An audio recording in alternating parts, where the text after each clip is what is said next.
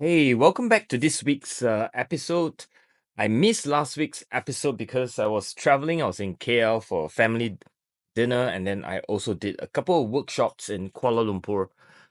And here's some of the photograph of the workshop. I really enjoyed it. I want to thank Stickerific for hosting me. And Zito, the owner, was really kind. She herself took part in one of the workshop, and I really appreciate that as well. So if you are in one of these photographs, do drop a note in the description below. I would like to connect with you and see how you're doing with the tips I have given you.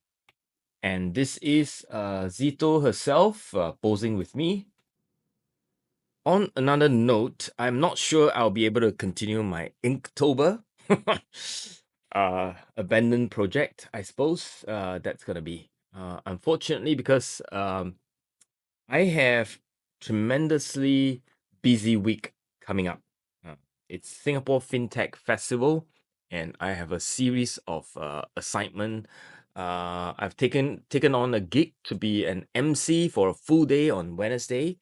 Wish me luck on that one. First time I'm ever gonna, MC something. Uh, it's a whole day event, so let's see how it goes. I'll tell you next week. And then I'm going to travel to Indonesia for work. I'm actually an advisor for a software company, and I will be, I'm their evangelist. So, be giving a talk on their behalf in Indonesia. Same time, meeting some old friends, which is, well, nice. And then I have a couple of trips coming up. I'm actually taking a group to Jakarta. I probably blog about that too, so you see a bit of videos coming out of that one. The sketch travel workshop I'll be conducting in Jakarta. I have a small group going.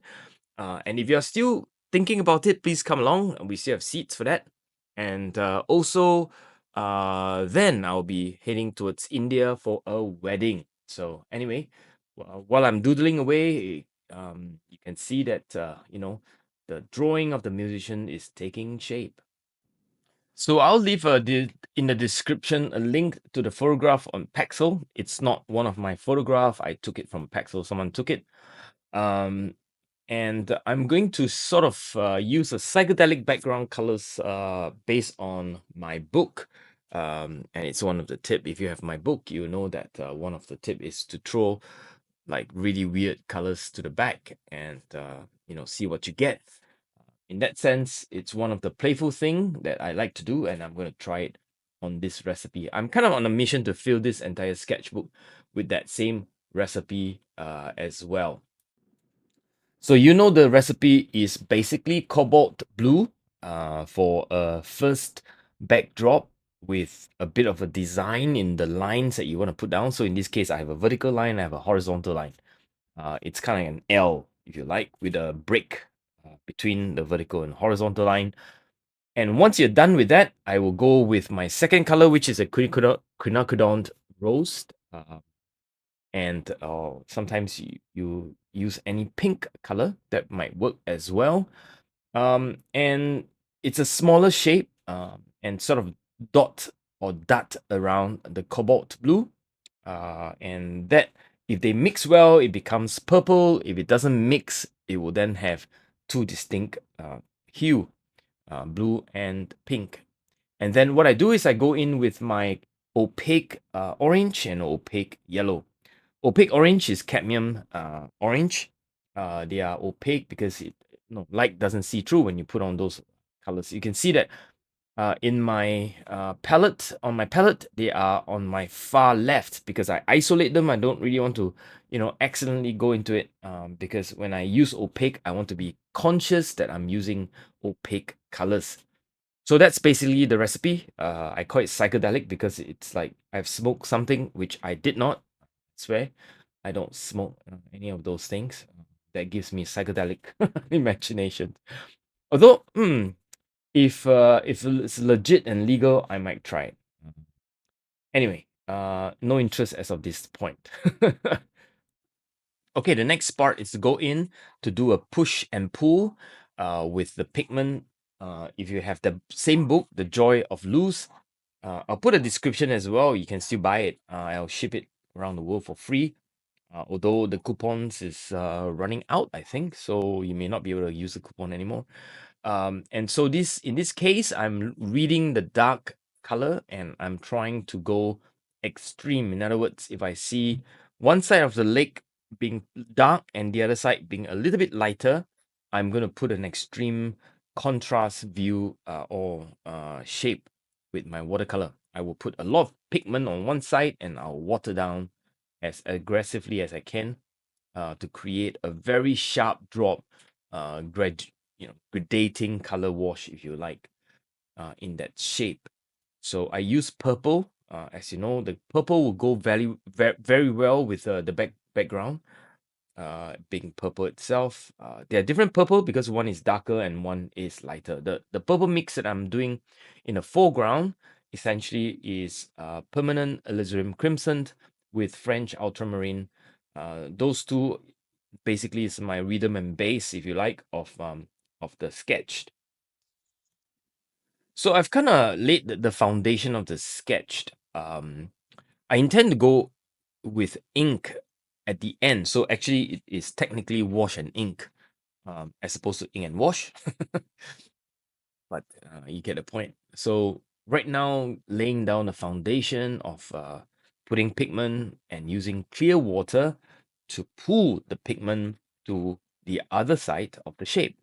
So it's push and pull, and I'm just loading with very intense pigment as much as I can. You don't want it to be like butter sort of, you know, consistency. Butter will be too much, but you want it somewhat to be like honey consistency. So honey is thick and it's clearly a blob of it. It's kind of powerful with lots of pigment. And then you use clear water brush to have it flow towards the edge, if you like. So one side intense, one side as clear as you can. In other words, you're playing with contrast. So when I'm almost done with the sort of the suit that the musician is wearing, I'm going to go in to put colors on the cello. Is that cello or double bass? I think it's cello. And again, I'm reading the dark and I'm reading the light, and using essentially yellow, orange, and purple to create that sort of contrasty look, if you like. I'm going to go in with a bit of yellow, a bit of lemon yellow, a bit of new gamboge, and maybe a bit of cadmiums. Mix it down maybe so that it's not completely opaque, neither is it completely transparent. Maybe a mixture between the two, give it a good one. And yeah, so that's basically the attack plan at this point. And again, I'm just being very careful reading the values. Value is just so important. And oftentimes I see beginners going in with uh mid tones all around or dark all around, and they completely missed out on the opportunity to separate shape by being able to use tone, in other words, light and dark, to separate two small shapes next to each other. That is so important because that is something that it's an opportunity that you can use to create your sketch more three-dimensional and being alive as well. In other words, your sketch will look more alive simply by having that sort of that contrasty uh, look and feel for your shapes. Well, at this point, you'll see that I've also splattered quite a bit of small splatter all around the L background. It's not really something that you want to be too worried about. Even if the splatter happens to drop into the main shape of the musician, it's okay. I mean, it's a sketch. It's not something to get too worried with. And now I'm going into sort of put in the colors for the hair. Note that I'm leaving a bit of white between the background and the hair, sort of the hair light, if you like. It's kind of lit by natural light. The musician is sitting somewhere in the open next to the street, so obviously it's quite lit, but you can also see the shadows are very harsh, although it's very long. So I think this is a situation where the light coming from one side, clearly from the photograph, is coming from the right. So you want to make sure that separation of shape vibe by having a little bit of white, paper white. If not, if you lose it, then you just use a opaque white to basically put it back on, right? I'm not sure what I'm doing, so I'm just splattering. Again, that's one of the tips from my book. Well, actually, I learned that from Charles Reed, um, from one of the old video I've seen like maybe 12, 13 years ago. And that habit from that video has stuck with me all this time. I actually enjoyed that. So, thanks to Charles Reed for that. Okay, we're going in to put in skin color. You know my formula. It is Naples yellow mixed with quinacridone rose. More Naples yellow than the pink color because it's, depending on what you see, here it's a bit of a pinkish skin color, but because of the contrasty look on the skin, there's actually a lot of paper white.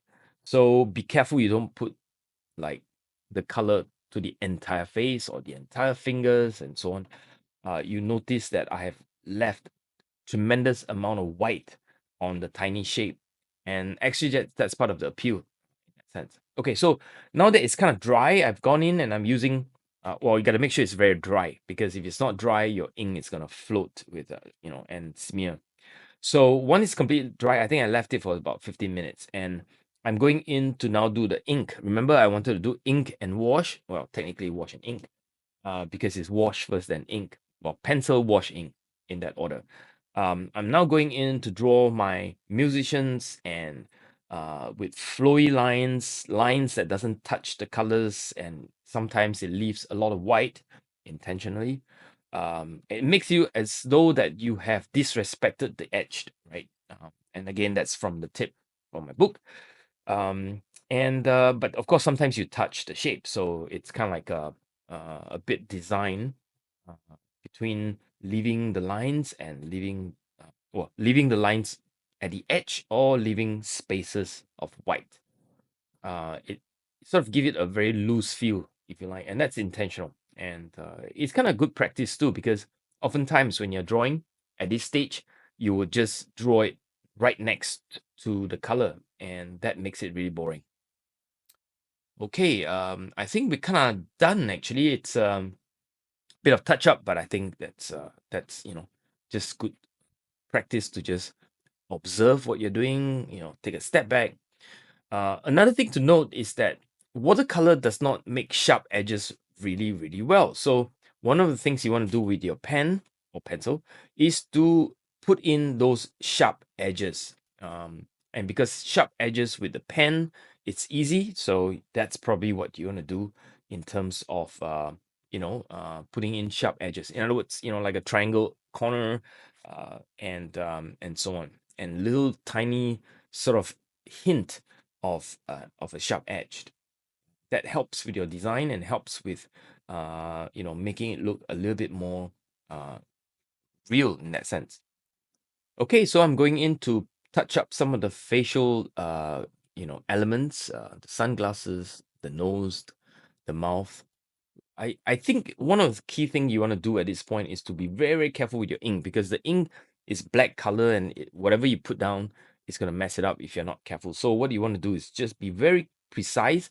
If that's what you want to do, at the end to put ink lines, you want to go in with thin line, and if it works, you can put darker and so on, right? Once you put the dark lines, and thick lines, you're kind of, there's no way to go back unless you want to erase it by using a tissue while it's wet. You can probably take off most of the ink and go again. But still better practice just to go in with a thin line than a thick line. I use a Sailor Fude nib, which means it is a bended nib. It could give me a thin and a thick line, depending on how I bend the nib according to the angle to the paper. So that's an option, and that's why I don't have to change my pen drawing it to get those thick and thin line. I decided that the whole thing looks too warm, and so I wanted a bit of a cool yellow, and using the abstraction technique, which is to look at the bars. I'm not going to draw the bars. I'm going to draw whatever is not the bars, and give a hint that there's something that is vertical And yeah, so and the rest, of course, is just a mess that I decided to put in because it's a good principle to have echoes of the same colors. And I didn't like that I put too much yellow, so I drizzle more and splatter more onto it. That's what sort of I was thinking when I was doing that. Okay, I think I'm done. So, yeah, I hope to be back next week for the next episode. And before I fly off to Indonesia, and it's gonna be a busy week, and so it's very unlikely that I will be able to continue my Inktober for now. If I don't, I might pick it up in December. If not, then it's an officially abandoned project. And you know what? Don't get too stressed. Life goes on, and life is more important. And abandoned project, uh, art. Yeah, it's just, it's all right. It's no big deal. But in any case, I'll see you next week in the next episode. Bye for now. Stay safe.